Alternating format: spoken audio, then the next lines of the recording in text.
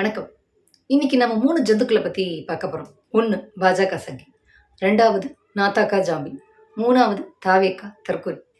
நம்ம என்ன கேட்க வேண்டியிருக்குன்னா, டேய் எங்க இருந்துடா வரீங்க? உங்களுக்குலாம் மண்டைக்குள்ள மூளைன்னு ஒண்ணு இருக்கா இல்லையாடா? நீங்க நம்புற கடவுள் உங்களால படைக்கும்போது அது உள்ள வைக்க மறந்துட்டாராடா?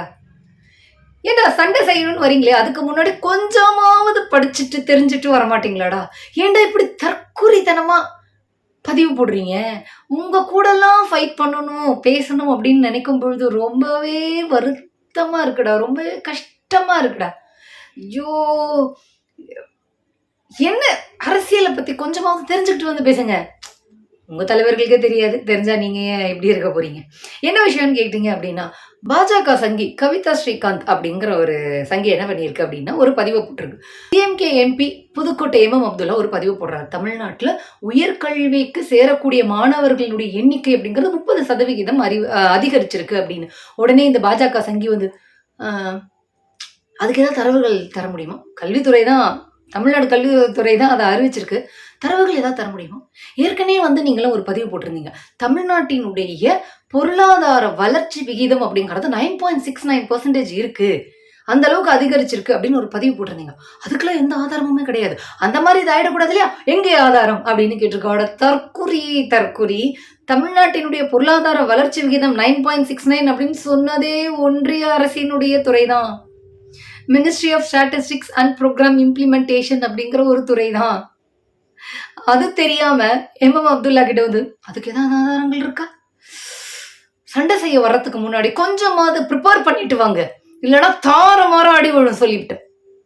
அடுத்தது நாத்தாக்கால கார்த்தி அப்படிங்கிற ஒரு ஜாம்பி ஒரு பதிவு போட்டிருக்கான். என்ன அப்படின்னா, தமிழ்நாட்டில் ஏதோ ஒரு பகுதியில் இபியோட எம்ப்ளாயிக்கும், மின்சாரத்துறையில் இருக்கக்கூடிய ஒரு எம்ப்ளாயிக்கும், பப்ளிக்கில் ஒருத்தருக்கும் ஒரு டிஸ்கஷன், ஒரு ஃபைட்டுன்னு கூட வச்சுக்கோங்களேன். கரண்ட் கட் ஆனோன்னு இவர் இபிக்கு ஃபோன் பண்ணிட்டாரு, ஒரு கம்ப்ளைண்ட்டை கொடுத்துட்டாரு. அங்கேருந்து இபி எம்ப்ளாய் வந்து 10 நிமிஷம் தான் ஆயிருக்கு, அதுக்குள்ளேயே ஒன்று யாரையா கம்ப்ளைண்ட் கொடுக்க சொன்னது? இப்படியெல்லாம் கம்ப்ளைண்ட் கொடுக்கக்கூடாது. 1 hour கரண்ட் வரலனா தான் சொல்லணும், 2 hours கரண்ட் வரல தானே சொல்லணும். இனிமேல் நீ கரண்ட் கொடுத்த நான் என் வேலையை பார்ப்பேன், நான் என்னோட பாணியில் நான் போய்ப்பேன், நான் செய்ய வேண்டியதை செய்வேன் அப்படின்னு அவர் வந்து ஒரு மிரட்டல் துணியில பேசிட்டு போக இந்த பப்ளிக் வந்து அதை வீடியோ எடுத்துட்டாரு, அதை ஸ்ப்ரெட்டும் பண்ணிட்டாரு.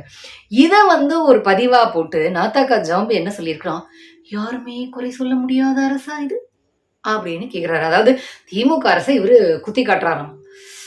அதுக்கு ஒருத்தர் பதிவு போட்டிருக்காரு, அருண் அப்படிங்கிறவர். ஏண்டா நாத்தாக்கால சீமான் மட்டும்தான் பாலியல் பொறுக்கி, இல்ல எல்லாருமே பாலியல் பொறுக்கின்னு சொல்லிட முடியுமா?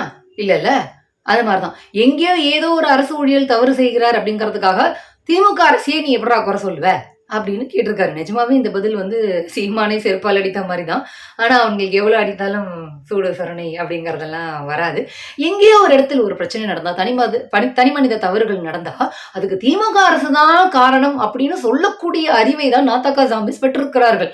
ஆனா நாத்தாக்காவினுடைய தலைமை பொறுப்புல இருக்கக்கூடிய சீமானுடைய பாலியல் வழக்குகளுக்கெல்லாம் போய் இவங்க வந்து கோஷமிட்டுக்கிட்டு முட்டுக்கு கொடுத்துக்கிட்டு கார்ல போய் சர்ரு சர்ரு சர்ரு அப்படின்னு சீன் போட்டுக்கிட்டு, அண்ணா நீங்க கவலைப்படாதீங்க, நீங்க எத்தனை பொண்ணுங்களோட ஏமாத்துங்க, நாங்க உங்களுக்கு முட்டு கொடுப்போனே அப்படிங்கிற கதையா தெரிஞ்சுக்கிட்டு இருக்கிறாங்க. அதனால நம்ம என்ன சொல்ல வேண்டியிருக்கோம், தயவு செய்து இந்த ஜாம்பி தனத்தெல்லாம் வந்து காட்டாதீங்க, அடி வாங்கிட்டு போவீங்க. அடுத்தது தாவேக்கா தற்கொலை. ஒருத்தர் என்ன பண்றாரு அப்படின்னா,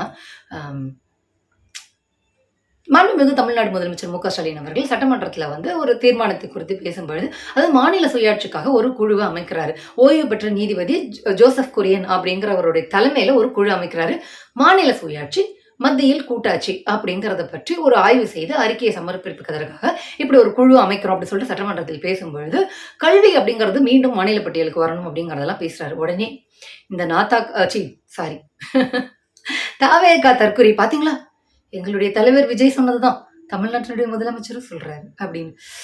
ஐயோ, கொஞ்சம் தெரிஞ்சுக்கிட்டு வந்து ஃபைட் பண்ணுங்கடா, இல்லைன்னா அடி தாறுமாறா விழுண்டா அப்படின்னு நம்ம சொல்ல வேண்டியது இருக்கு. ஏன்னா திமுக அப்படிங்கிற ஒரு கட்சி உருவானதே தமிழ்நாடு, தனி தமிழ்நாடு அப்படி கேட்டுதான் வந்து 1949ல உருவாகுது. ஆனா 1962ல பல்வேறு சூழல் காரணமாக மாநில சுயாட்சி அப்படிங்கிற இடத்துக்கு வந்து நிற்கிறாங்க. மாநிலத்தில் சுயாட்சி, மத்தியில் கூட்டாட்சி அப்படிங்கிற இடத்துக்கு வந்து அவர்கள் நிற்கிறார்கள்.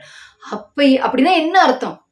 மாநில அதிகாரம் மாநிலத்திற்குரியது, அதுல ஒன்றிய அரசுங்கிறதெல்லாம் எந்த சட்டமெல்லாம் ஏற்றக்கூடாது, அதுல வந்து அதிகார துஷ்பிரயோகம்லாம் பண்ணக்கூடாது. அப்படிங்கும்போது இது கல்வியை மீண்டும் மாநில பட்டியலுக்கு எடுத்துட்டு வரணுங்கிறது சேர்த்துதானே வரும்.